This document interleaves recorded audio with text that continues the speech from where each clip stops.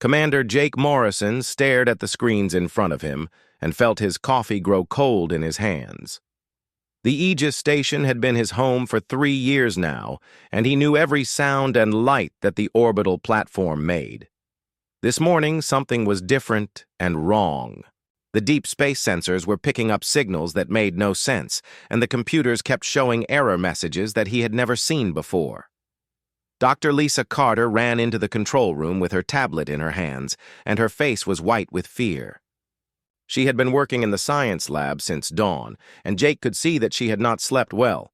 Lisa was the best scientist they had on the station, and if she was scared, then Jake knew they were all in trouble.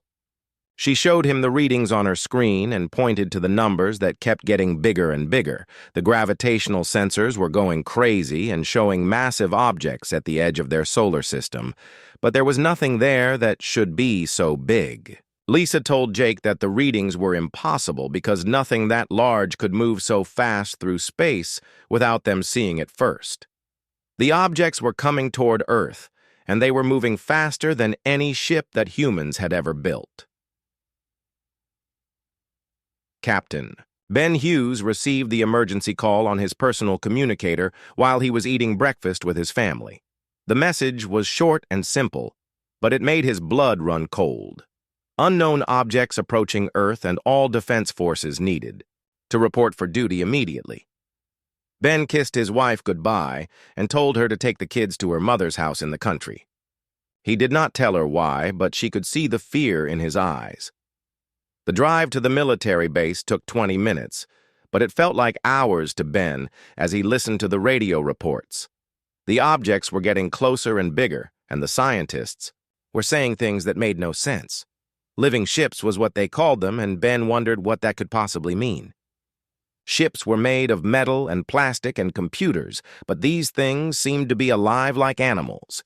Lieutenant Amy Rodriguez was on duty at the communications center when the first clear images came through from the deep space telescopes. What she saw on her screen made her hands shake and her mouth go dry. The objects were not ships at all, but creatures that looked like they had grown instead of being built. They had skin that looked like armor and tentacles that moved like arms and eyes that glowed with their own light. Amy counted 12 of the creatures, and each one was as big as a city block.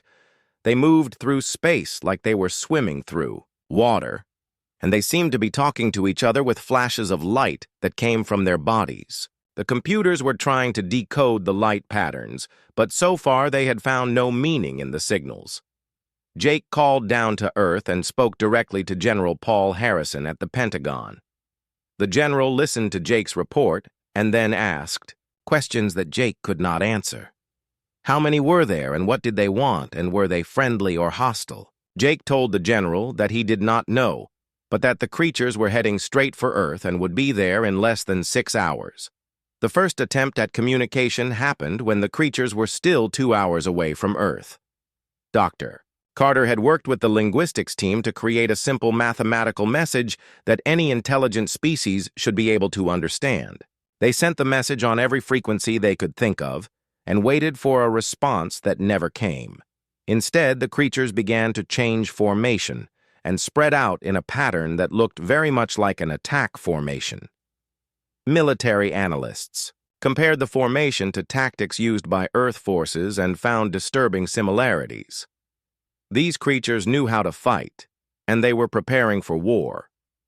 Ben Hughes was in his fighter jet when the creatures entered Earth's atmosphere, and he was one of the first humans to see them up close.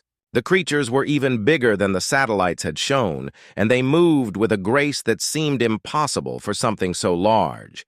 Their skin was dark green and black, and it seemed to shimmer and change color as they moved through the air. First shots were fired by the creatures and not by the humans. Beams of energy came from organs on their bodies and struck the ground with devastating effect.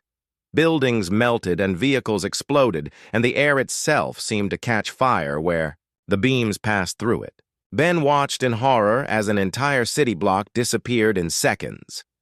Amy was monitoring all communications when the military bases started going silent. First, the base in Colorado stopped transmitting, then the one in Texas, and then the one in California.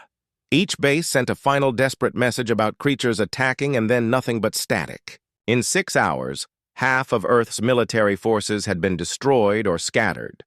The creatures landed in major cities around the world and began hunting humans with methodical precision. They seemed to know exactly where to find the most important targets, and they attacked with intelligence that suggested they had been planning this invasion for a long time. The skies turned black with their massive forms, and humanity realized that their world had changed forever. Colonel Steve Parker had seen many battles in his 20 years of military service, but nothing had prepared him for what he witnessed during the first week of the invasion. The creatures that humans now called the war beasts were not just attacking. They were systematically destroying every sign of human civilization. They moved from city to city with purpose and intelligence that made Steve realize this was not random violence, but organized extermination. The evacuation of New York City was supposed to take 3 days, but Steve only had 3 hours before. The war beasts arrived. He stood on the roof of the emergency command center and watched millions of people streaming out of the city in cars and buses and on foot. The highways were packed with vehicles moving so slowly that many people abandoned their cars and ran. Steve knew that most of these people would not make it to safety, but he kept organizing the evacuation anyway because giving up was not an option. Dr. Marcus Webb worked in the Pentagon basement with a team of the best military minds in the country, trying to find a way to fight the war beasts. Every weapon they had tried so far had failed completely. Bullets bounced off their skin like raindrops, and missiles exploded harmlessly against their bodies. Even nuclear weapons seemed to have no effect, except to make the creatures glow brighter for a few minutes. Marcus studied the attack patterns and realized that the war beasts were learning from each battle. They adapted their tactics every time. Humans tried something new, and they seemed to anticipate human strategies before they were even implemented. It was like fighting an enemy that could read their minds, and Marcus began to suspect that maybe they could. Marine Sergeant Katie Thompson led her squad through the ruins of Chicago 3 days after the war beasts had finished with the city. What she saw there would give her nightmares for the rest of her life. The creatures had not just destroyed the buildings, they had changed them. Metal and concrete had been twisted into organic shapes that pulsed with alien life. Streets had been turned into canals filled with a thick green liquid that glowed in the dark.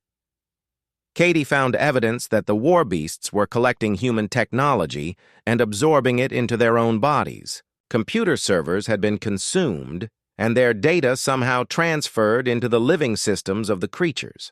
Cars and trucks had been broken down and their metal used to strengthen the creatures' armor. It was like they were eating human civilization and growing stronger from it. The most disturbing discovery came when Katie found what remained of the people who had not escaped the city. The war beasts had taken them alive and done something to them that Katie could not understand. The humans were still breathing, but they moved like robots, and their eyes glowed with the same light as the creatures. They worked together to build strange structures that looked like nests or hives. Steve coordinated with military commanders around the world and learned that the same thing was happening everywhere. London had fallen in 2 days and Tokyo in 4. The creatures seemed to prefer large cities, but they also attacked military bases and research facilities with special attention.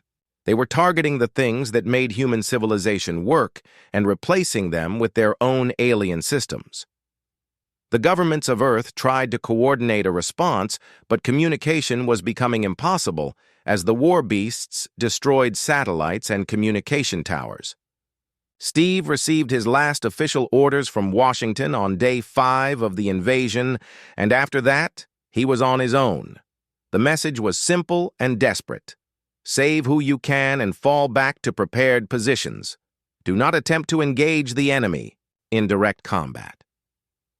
Dr. Webb made a breakthrough on day 6 when he realized that the war beasts were not just consuming human technology, they were consuming energy itself. Every power plant they attacked went dark, but the energy did not disappear. It was absorbed into the creatures' bodies. They were feeding on electricity and nuclear power and even solar energy from the panels on houses. This discovery explained why conventional weapons were useless against them. The war beasts converted the kinetic energy of bullets and the explosive energy of missiles into fuel for their own bodies. Attacking them was like trying to kill a fire by throwing gasoline on it. The more humans fought back, the stronger the creatures became. Katie led her squad out of Chicago and toward the Rocky Mountains, where rumors said the military was building a new base deep underground. They traveled at night to avoid the war beasts, and hid during the day in abandoned buildings and caves. Along the way, they met other survivors who told stories of entire towns being consumed by the creatures in minutes. The refugees described how the war beasts would surround a settlement and then release a cloud of spores that made the air thick and hard to breathe. People who inhaled the spores became docile and cooperative and allowed themselves to be taken without resistance. Katie made sure her squad had masks and filters, but she wondered how long their supplies would last. Steve received word that the president and most of the government had been evacuated to secure bunkers, but that contact had been lost with them 2 days ago. Command structure was breaking down, and individual commanders were making their own decisions about how to proceed. Some were still trying to fight, while others focused on protecting civilians. Steve chose to focus on survival because dead heroes could not save anyone. By the end of the first week, nearly every major city on Earth was under the control of the war beasts. The creatures had established their own territories and were actively transforming the landscape to suit their needs. Forests were being replaced with fields of alien plants that glowed with bioluminescent light. Rivers were being diverted into new channels that flowed toward the creature settlements. The most frightening development was that the war beasts were reproducing. Katie saw evidence of nurseries where smaller versions of the creatures were being raised and trained. These offspring grew quickly and seemed to inherit the knowledge and abilities of their parents. The invasion was becoming a colonization, and humanity was running out of time to find a way to fight back. Dr. Webb packed his research and prepared to evacuate to the underground facility that was being built in Colorado. He had learned much about the enemy, but had found no weaknesses and no way to stop them. As he watched the last helicopter leave the Pentagon, he wondered if humanity would survive long enough to use what he had discovered. General Paul Harrison stood in the main chamber of Omega Base and marveled at what his people had accomplished in just 2 months. The underground facility stretched for miles through the Rocky Mountains and housed nearly 50,000 survivors from across North America. Engineers had worked around the clock to carve living spaces and laboratories and command centers out of solid rock. It was humanity's last stronghold, and Paul knew it had to be enough. Dr. Emma Blake worked in the biology lab studying tissue samples that brave scouts had collected from dead war beasts. She had made discoveries that changed everything humans thought they knew about their enemy. The creatures were not individuals, but parts of a larger organism that shared thoughts and experiences through bioelectric fields. When one war beast learned something, all the others learned it too, within minutes.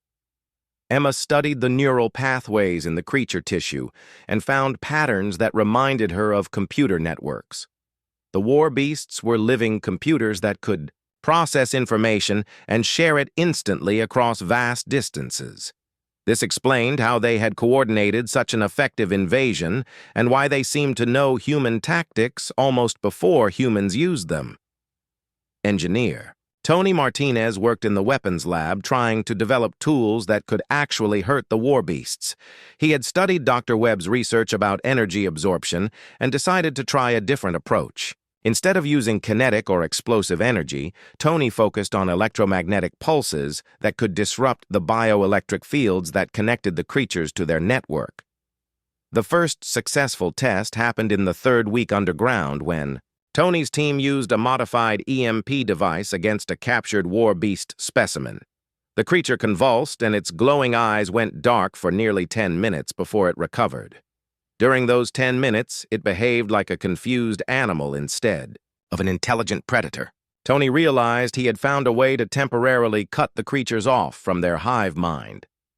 Pilot Susan Lee trained a new generation of fighters in the underground hangar that had been carved out of the mountain. She taught them guerrilla tactics that her grandfather had used during the Vietnam War. Hit fast and hard and then disappear before the enemy could respond. The old rules of aerial combat were useless against creatures that could fly without engines and turn in ways that would kill any human pilot. Susan's students learned to use the mountains and caves as cover and to strike at isolated war beasts that had wandered away from their groups.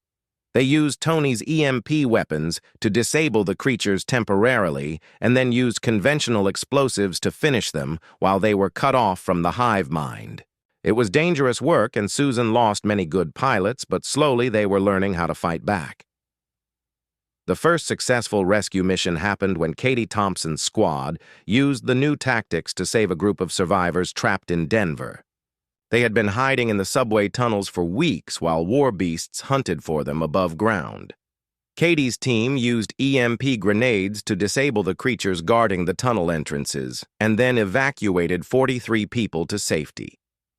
Word of the successful rescue spread through the underground base and gave everyone hope that humanity could still fight back. Paul authorized more rescue missions and soon teams were operating across the western United States. They saved hundreds of people and brought them back to Omega Base, but more importantly, they proved that the war beasts could be defeated if humans were smart about it. Dr. Blake made another important discovery when she studied the bioelectric signals that the creatures use to communicate. She found that the signals followed patterns similar to human brain waves, and she began to wonder if the creatures could be communicated with. If humans could learn to speak their language, maybe they could find out what the war beasts wanted and why they had come to Earth. Communication attempts began in the 4th month using equipment that Emma and Tony built together. They broadcast signals that mimicked the patterns they had observed and waited for responses. At first, nothing happened, but eventually they began to receive signals back. The messages were simple and basic, but they were definitely responses to human transmissions. Susan led a scouting mission to observe war beast behavior in the ruins of Salt Lake City and discovered something that changed everything. The creatures were not just destroying human civilization, they were building something new in its place. Strange towers made of organic material were growing from the ground and connecting to each other with tendrils that pulsed with energy. The towers seemed to be some kind of communication network that allowed the war beasts to coordinate across the entire planet. Susan watched as creatures connected themselves to the towers and shared information through direct physical contact. It was like watching a biological internet that spanned continents, and Susan realized that humanity was fighting a truly alien form of intelligence. Paul received reports from other underground facilities around the world and learned that similar resistance movements were forming everywhere. A base in Australia had developed sonic weapons that could disorient the creatures. A group in Siberia had learned to use cold weather to slow down war beast metabolism. Humans everywhere were adapting and learning to fight back. The breakthrough in communication came when Dr. Blake successfully decoded a simple message from the war beasts. The signal contained what appeared to be star charts and mathematical formulas that described the movement of celestial bodies. Emma realized that the creatures were trying to show humans something about space, and she began to wonder if they had come from somewhere specific. Tony developed better EMP weapons that could affect multiple creatures at once and had longer-lasting effects. The new weapons could cut war beasts off from their network for hours instead of minutes, and during that time they were vulnerable to conventional attacks. Teams of fighters began using coordinated EMP strikes to create confusion among groups of creatures. Katie led the first successful assault on a war beast installation when her team destroyed one of the communication towers in Colorado. The attack required precise timing and coordination between ground forces and pilots, but it worked perfectly. The tower collapsed, and the creatures in the area became disorganized and confused for several hours. The destruction of the tower had an unexpected effect when war beasts from across the region converged on the area to repair the damage. For the first time, humans saw how important the communication network was to the creatures, and Paul began planning larger operations to target the towers systematically. Susan's reconnaissance flights revealed that the towers were being built in a specific pattern that seemed to follow Earth's magnetic field lines. The creatures were creating a planetary communication grid that would give them complete control over the planet's electronic and magnetic systems. Paul realized that if the grid was completed, humanity would have no hope of ever winning the war. The decision was made to launch Operation Network Down, which would target communication towers across the entire continent simultaneously. It would require coordination between all the resistance groups and perfect timing, but if it succeeded, it might give humanity the breathing room they needed to develop better weapons and strategies.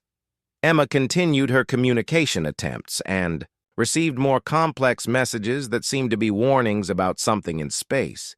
The creatures sent images of other star systems and what appeared to be scenes of destruction on a massive scale.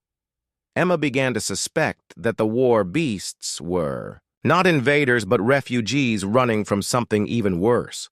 Captain Ryan Foster crouched behind the fallen concrete beam and checked his bioelectric disruptor for the third time in 5 minutes. 6 months of fighting had taught him that equipment failure meant death when hunting war beasts. His team of 12 specialists had been tracking this particular creature for 2 days through the ruins of Phoenix, and they were finally ready to make their move.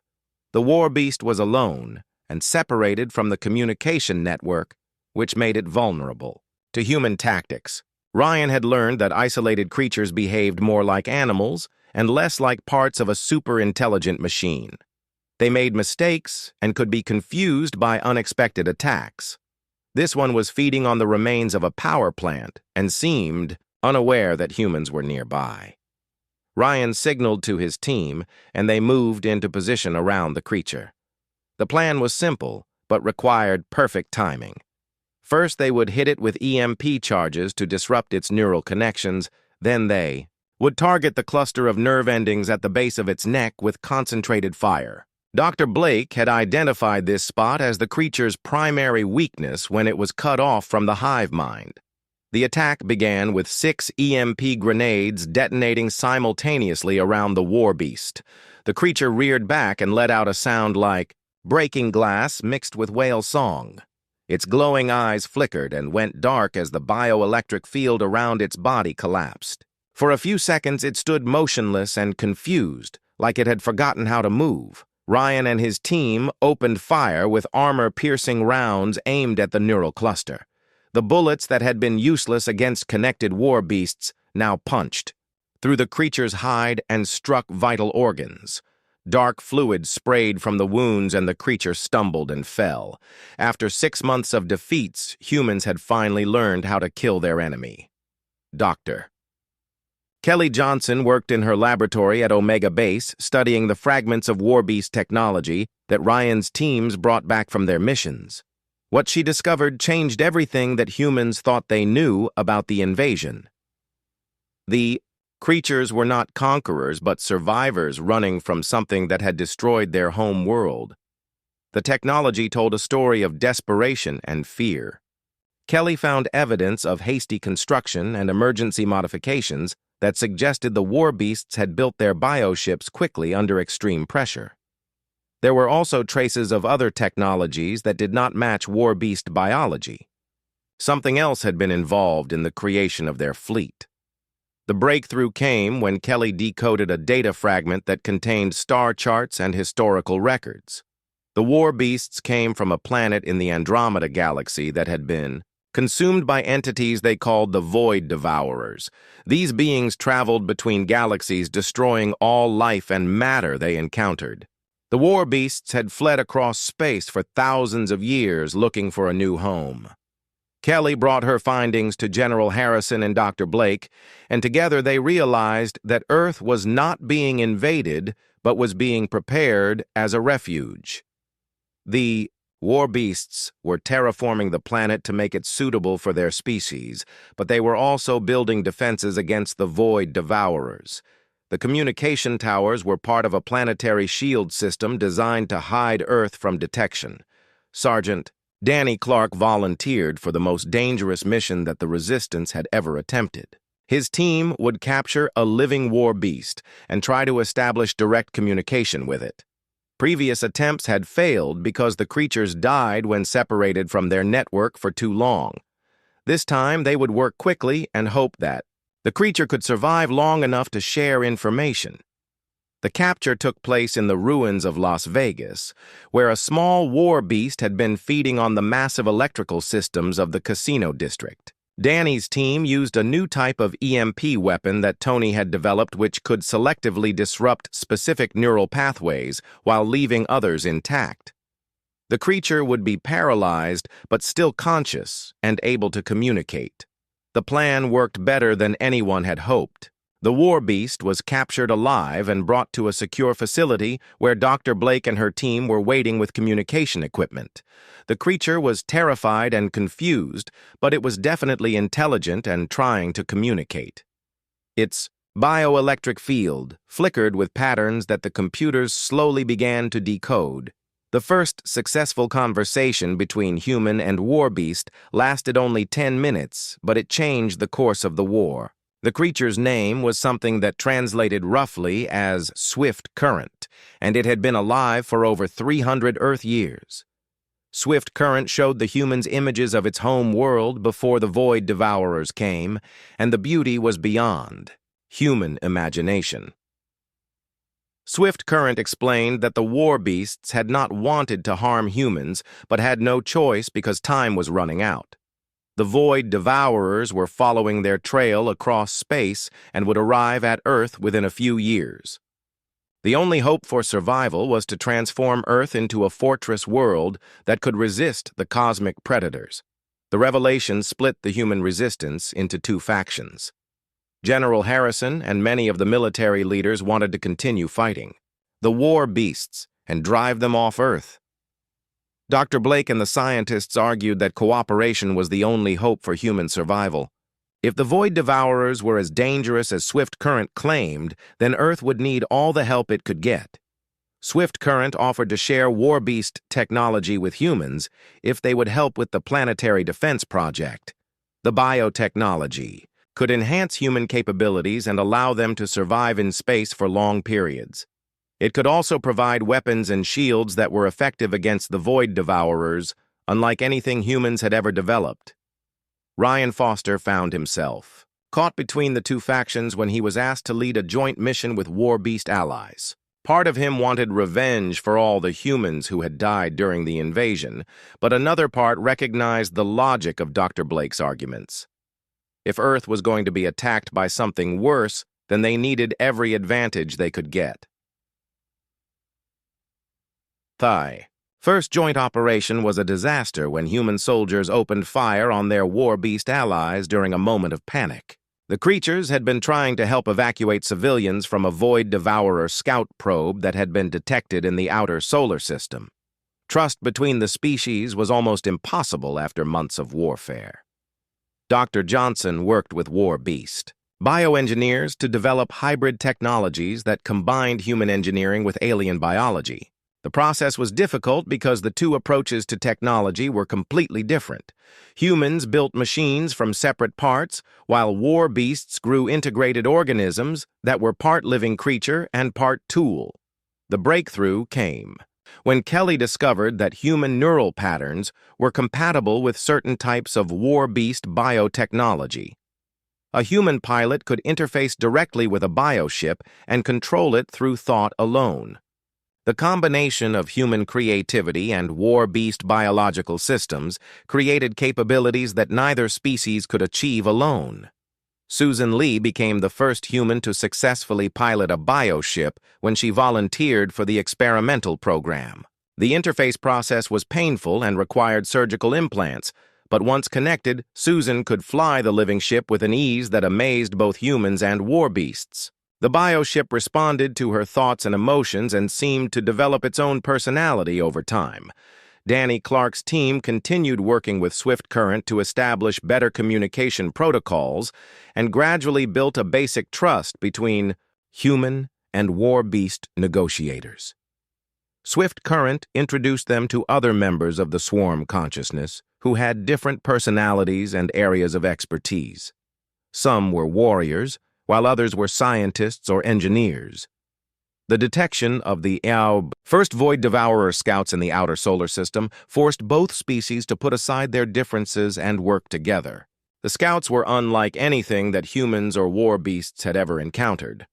They appeared to be made of pure energy contained within fields that bent space and time around them. Swift Current explained that the scouts would report back to the main Void Devourer fleet, which was still years away from Earth. If the scouts were destroyed quickly and quietly, then the fleet might pass by Earth without noticing it. But if the scouts detected signs of life and technology, then nothing would be able to stop what was coming. Ryan assembled a joint strike team of humans and war beasts to hunt down the scout probes before they could complete their mission. It would be the first time the two species fought side by side, and the success or failure of the mission would determine whether cooperation was possible or if the war between them would continue until the Void Devourers arrived to destroy them. Commander Rachel Stone walked through the corridors of the Joint Research Facility and marveled at how much everything had changed in just 3 months. Human technicians worked alongside war beast bioengineers in laboratories that looked like something from a science fiction movie. The walls themselves were alive and pulsed with bioluminescent patterns that served as both lighting and communication systems. The integration process had been more difficult than anyone had imagined. Human technology was based on electricity and mechanical systems, while war beast technology was biological and operated through neural connections. Getting the two systems to work together required completely new approaches to engineering and design. Rachel supervised teams of humans who were learning to interface with living computers that responded to thought and emotion rather than keyboard commands. The war beasts were equally confused by human technology that seemed crude and inflexible compared to their organic systems. Both species had to abandon many of their assumptions about how technology should work. Dr. Alex Turner spent his days in the biolaboratory working with creatures whose names he could not pronounce. The war beast engineers communicated through bioelectric fields and chemical signals that human scientists were still learning to interpret. Progress was slow, but Alex had begun to understand the basic principles of biotechnology. The war beasts grew their tools and weapons instead of manufacturing them. Seeds were planted in nutrient tanks, and over days or weeks they developed into complex organisms that could serve specific functions. A weapon might be part plant and part animal with its own nervous system and ability to learn and adapt to different situations. Alex worked on developing hybrid systems that combined human engineering with war beast biology. The first successful prototype was a communication device that could translate between human speech and war beast bioelectric signals in real time. The device looked like a living flower with metal petals, and it required both electricity and nutrients to function properly. The Void Devourers were unlike anything that either species had ever encountered. Swift Current and the other war beast. Survivors described them as beings of pure entropy that consumed matter and energy at the quantum level. They did not conquer worlds but simply erased them from existence, leaving nothing but empty space behind. The swarm consciousness had been fighting the Void Devourers for thousands of years across multiple galaxies, but had never found an effective way to stop them. Conventional weapons were useless because the Void Devourers existed partially outside normal space-time. They could only be damaged by weapons that operated on similar quantum principles. Alex and his war beast colleagues worked on developing quantum disruptor weapons based on technology that the swarm had salvaged from previous battles. The weapons required precise calibration and enormous amounts of energy to function. More importantly, they needed operators who could think in ways that were not entirely human or entirely war-beast. Pilot Karen Davis volunteered to be the first human to attempt full bioneural integration with a war-beast fighter organism. The process required surgery to implant organic neural interfaces that would allow her to merge her consciousness temporarily with the bioship. The risks were enormous because no one knew if human minds were compatible with war-beast nervous systems. The bioship that Karen was paired with was called something that translated as Dancing Wind, and it had been grown specifically for the integration experiment. The creature was part spacecraft and part living being with its own personality and instincts. It could think and feel and make decisions independently, but it also needed a pilot to reach its full potential. The first connection between Karen and Dancing Wind was overwhelming for both participants. Karen experienced sensations and emotions that had no human equivalent, while Dancing Wind struggled to interpret human thoughts and memories. Gradually, they learned to work together and found that their combined abilities were greater than either could achieve alone. Karen could fly Dancing Wind through maneuvers that would be impossible for purely mechanical spacecraft. The bioship could change its shape and density in response to threats and could heal itself from damage that would destroy a conventional fighter. Together, they represented a new type of warrior that combined human courage with war-beast adaptability. The first joint patrol mission took place in the asteroid belt where Void Devourer scouts had been detected. Karen and Dancing Wind flew alongside war-beast pilots who had volunteered to work with human allies. The mixed squadron was commanded by Ryan Foster, who had learned to coordinate between species that thought and communicated in completely different ways. The Void Devourer scouts were revealed to be far more dangerous than anyone had expected. They appeared as tears in space itself that seemed to consume light and matter around them. When the patrol tried to approach the scouts, their instruments began to malfunction, and several bioships became disoriented and confused. Karen and Dancing Wind managed to get close enough to one scout to launch an experimental quantum disruptor weapon. The weapon struck the scout and caused it to flicker and partially fade, but it did not destroy the entity completely.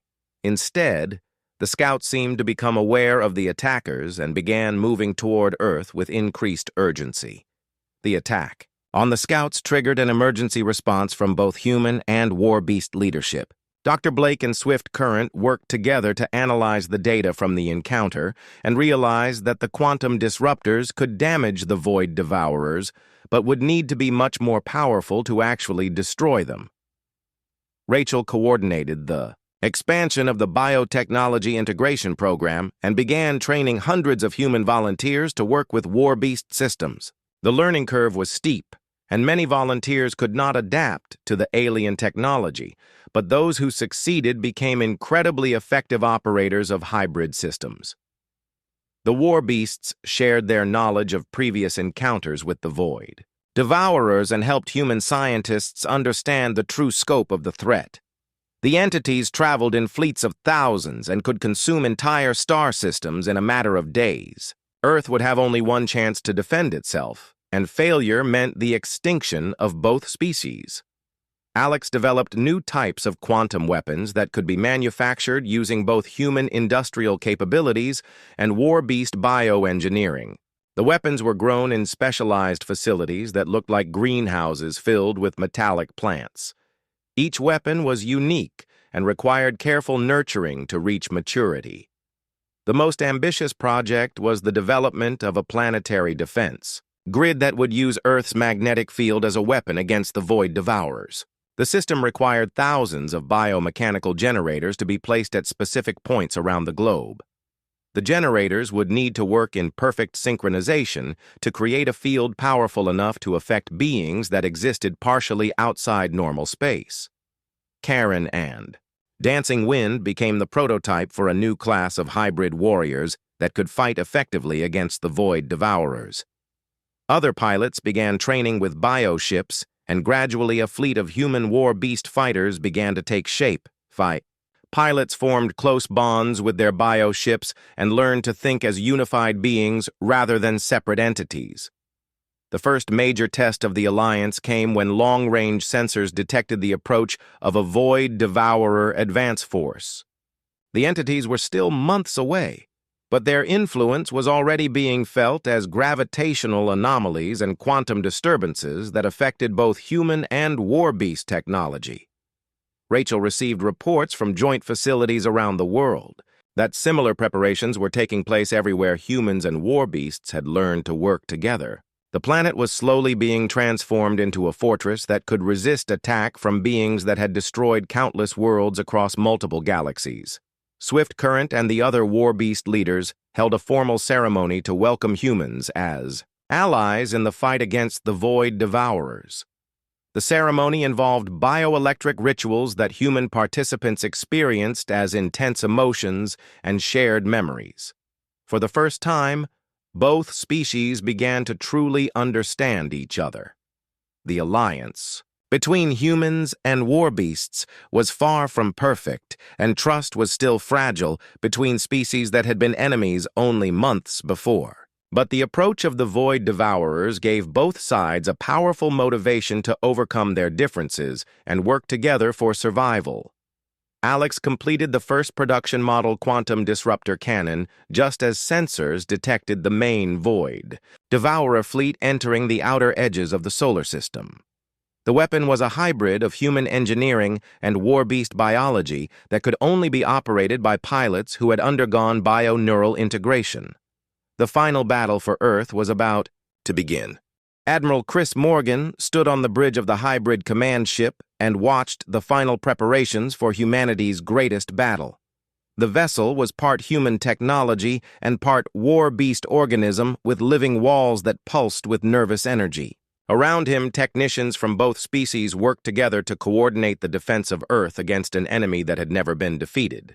The Void Devourers had arrived in force, and their fleet filled the outer solar system like a plague of darkness. Each entity was a tear in reality itself that consumed matter and energy simply by existing.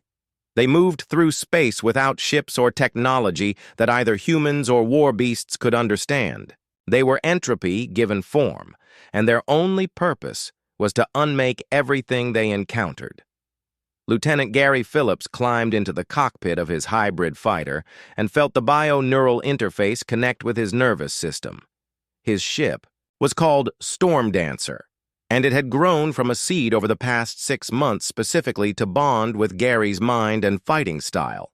The creature was both his weapon and his partner in the battle that would determine the fate of 2 species. Storm Dancer responded to Gary's thoughts and emotions as they launched from the command ship along with hundreds of other hybrid fighters. The bio-ships could change shape and density during combat and could heal from damage that would destroy conventional spacecraft. Their living hulls pulsed with patterns of light that served as communication between pilots. The first wave of Void Devourers moved toward Earth like a wall of darkness that consumed everything in its path. Asteroids and small moons simply vanished as the entities passed through them.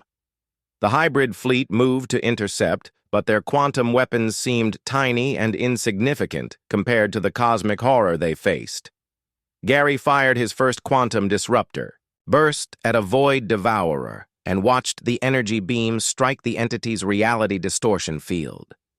The creature flickered and partially faded, but immediately began to regenerate. Storm Dancer communicated alarm through the bio-neural link as more Void Devourers converged on their position with predatory intent. Dr. Nancy Young worked frantically in the Planetary Defense Control Center as the battle raged in space above Earth. Her job was to coordinate the massive biomechanical generators that would turn Earth's magnetic field into a weapon. The system had never been tested at full power, and no one knew if it would work or if it would simply destroy the planet's protective magnetosphere. The generators were spread across every continent and connected through a network of biofiber cables that ran through the ocean floors. Each generator was a hybrid of human engineering and war beast biology that required constant monitoring to keep it stable. The power requirements were enormous, and every nuclear reactor on Earth was connected to the system. Nancy received reports that Void Devourers were breaking through the outer defense perimeter and heading directly toward Earth. The hybrid fighters were inflicting damage, but not enough to stop the main assault. She would have to activate the planetary defense grid while the battle was still raging and hope that friendly forces could survive the energy discharge. Chris coordinated the defense from his command ship while staying in constant communication with War Beast fleet commanders whose names he could not pronounce. The swarm consciousness had committed every surviving bioship to the battle, and many of the creatures were dying to protect a world that was not their own. The alliance between species had become real in the crucible of desperate combat. Gary and Storm Dancer found themselves separated from the main fleet when a group of Void Devourers surrounded them. The bioship's ability to change shape allowed them to slip through gaps in the entity's formation, but every maneuver brought them closer to the reality distortion fields that could erase them from existence. Storm Dancer suddenly performed a maneuver that Gary had not commanded, and he realized that the bioship was thinking independently and protecting them both. The creature had learned to predict Void Devourer movement patterns and was anticipating attacks before they happened. Gary stopped trying to control every action and allowed Storm Dancer to fight using its own instincts. The partnership between human creativity and War Beast adaptation proved to be more effective than either species could achieve alone. Gary provided strategic thinking and unpredictable tactics, while Storm Dancer supplied reflexes and capabilities that no human pilot could match. Together, they began to inflict serious damage on individual Void Devourers. Nancy watched her monitors. As the planetary defense grid reached full power and began to charge Earth's magnetic field with quantum energy, the effect was visible from space as aurora patterns spread across the entire planet, and the magnetosphere began to glow with exotic radiation. She held her breath and activated the weapon system. The discharge from Earth's magnetic field struck the Void Devourer fleet like a wave of solid force. The entities that had seemed invulnerable to conventional weapons suddenly found themselves being pushed back and disrupted by energies that operated on the same quantum principles as their own existence. Several of the smaller entities simply ceased to exist when the wave hit them. Gary felt Storm Dancer's joy through the bio-neural link as they watched Void Devourers being destroyed by the planetary weapon. But the celebration was short-lived, because the larger entities began to adapt to the new energy patterns and started moving toward Earth again. The planetary defense grid was powerful, but it could not be fired continuously without burning out the generators. Chris ordered all remaining forces to concentrate their attacks on the largest Void Devourers while the planetary weapon recharged. The hybrid fighters dove into the enemy formation with desperate courage, knowing that this might be their last chance to save Earth. Human pilots and War Beast bioships fought side by side against an enemy that represented the end of everything. The battle became a test of endurance as much as firepower.